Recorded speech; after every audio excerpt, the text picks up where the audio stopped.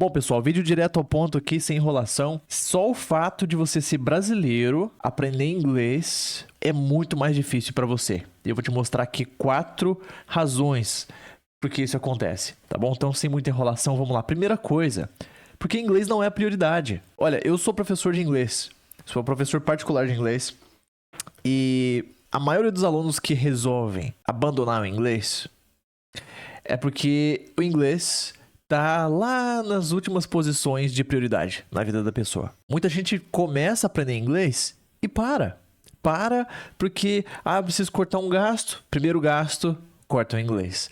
Eu tô muito atarefado, muita coisa para fazer. Primeira coisa que vai tirar da agenda é inglês, não vou me dedicar mais. Então já começa com a prioridade. E um dos motivos que inglês não é uma prioridade no Brasil ainda é porque é um país muito grande, né? Um país grande, ele é uma bolha.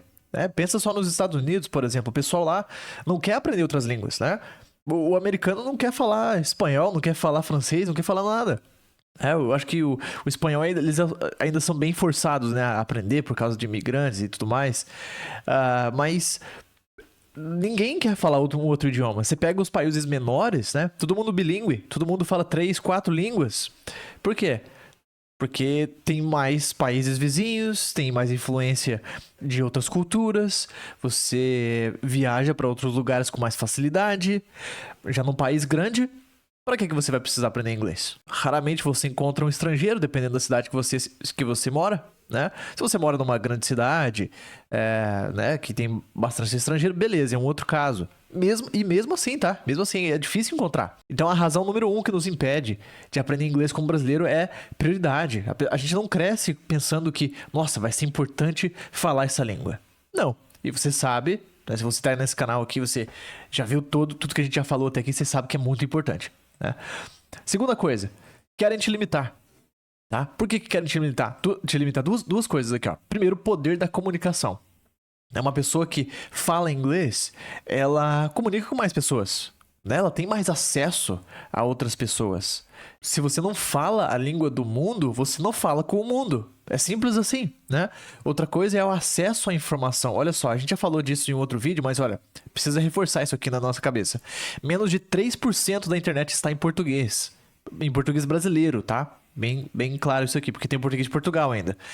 Então, pensa só a quanta limitação que você tem, essa internet toda que você consome em português, representa menos de 3% de tudo que você poderia estar tendo acesso. Não tem forma melhor de limitar as pessoas do que impedindo as pessoas de falarem aquela língua em que as coisas mais, vamos dizer assim, relevantes globalmente estão acontecendo. No vídeo que eu analisei o método que o viajante aprendeu inglês, eu falei bastante disso, sobre aquele conceito de delay cultural, né?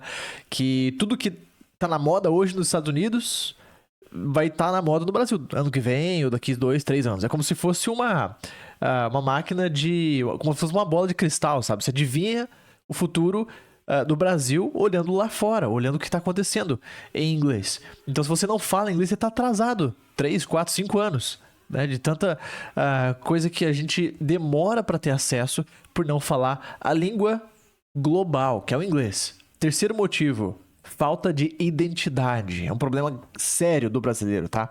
Porque, e eu confesso, eu tenho esse problema também, como qualquer outro brasileiro.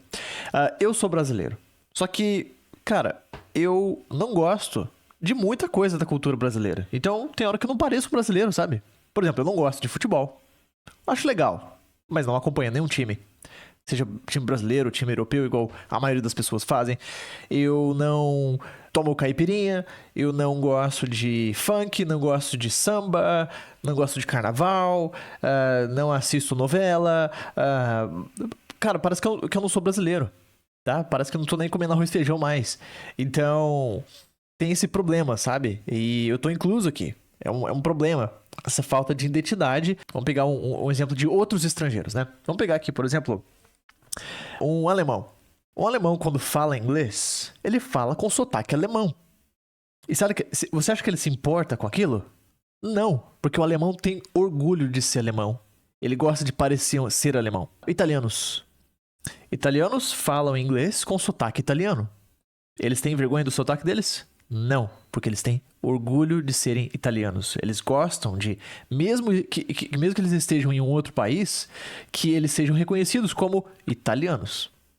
Tá vendo como que isso vai afetar a gente falando inglês? Porque o brasileiro, quando vai falar inglês, pra começar que a maioria já não fala. Eu vi um artigo, eu vou até deixar no link aqui, tem um vídeo da DW falando que o Brasil, em 2024, caiu 21 posições no ranking de fluência em inglês. Ou seja, cara, tá cada vez menos brasileiro falando inglês. Aquele número falso lá de 1% fala inglês fluente no Brasil tá caindo, é menos do que 1%, tá? Então, assim, ó, quem fala, não são poucos, né, quem fala, mas quem fala inglês fluentemente no Brasil, fala muitas vezes tentando ser como o estrangeiro, sabe? Falar como um estrangeiro. E aí tem esse problema, tem uma limitação muito grande aí. Muita gente tem aquela crítica interna, né? Tipo, nossa, se eu não falar igual um americano, ou igual um britânico, igual, sei lá, qualquer outra pessoa, eu não tô falando inglês bem. Sendo que não é assim que funciona, né? Dá uma olhada no mundo lá fora. Dá uma olhada, por exemplo, nos egípcios falando inglês. Dá pra entender tudo que eles falam, apesar do sotaque deles, do jeito deles falarem. Eles não estão tentando ser igual americanos, sabe? Eles não estão tentando mudar a identidade deles. Não, eles têm orgulho de onde eles são. Agora, tem aluno meu que fala, Gabriel, eu quero aprender inglês, cara, e eu quero ser confundido com o americano, sabe? Eu quero falar inglês e quero que, sabe, ter um sotaque assim, igualzinho americano. Não quero que ninguém saiba que eu sou brasileiro. Tá vendo? Então, é uma coisa, é uma bobeira. E é uma coisa, não vou chamar de impossível, tá? Mas uma meta desnecessária, tá? E uma coisa interessante também, estrangeiros não vão te corrigir tanto quanto brasileiros te corrigem, né? Se você fala com um estrangeiro, vamos supor que você vai falar com um espanhol em inglês. E ele vai ouvir você, né? Ele vai tentar entender o que você tá falando pra te responder a pergunta, pra, sei lá, pra resolver o problema que você tá tentando resolver. E acabou, né? Pronto, você é um falante de inglês como segunda língua e o que tem isso, né? Qual que é o problema? Não falar como um nativo falante de inglês, né? Já um brasileiro que tá do teu lado, é ele que vai botar defeito no teu inglês. Às vezes tem colega de trabalho, né, que tá do teu lado lá, ele tá lá botando defeito e o estrangeiro que tá conversando com você não tá nem aí. Porque às vezes esse estrangeiro também fala inglês como segunda língua, tá? Então é um problema grave, sabe?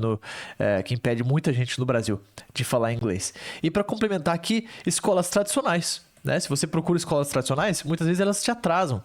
É aí que é o problema. Só por ter estudado, só por ter passado o tempo na escola, só por ter adquirido um diploma, você acha que já, pronto, sei falar inglês. E não é assim.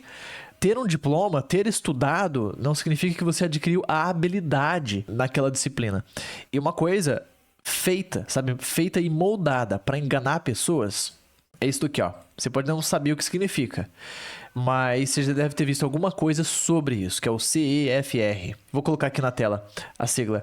Que é nada mais é que aqueles níveis de inglês, né? A1, A2, B1, B2, C1, C2. Aquilo é uma farsa.